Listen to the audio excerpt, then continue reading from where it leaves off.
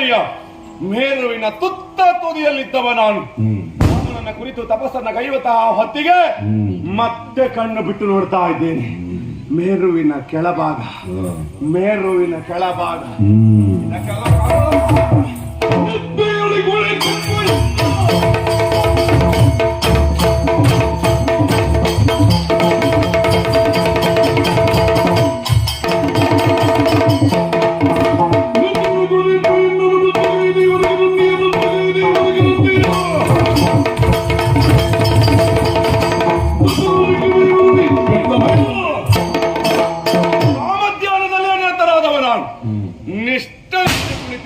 ಹೊತ್ತಿಗೆ ಈ ನನ್ನ ತಪಸ್ಸಿಗೆ ಭಂಗವನ್ನ ಪಡಿಸಿದವರು ಯಾರು?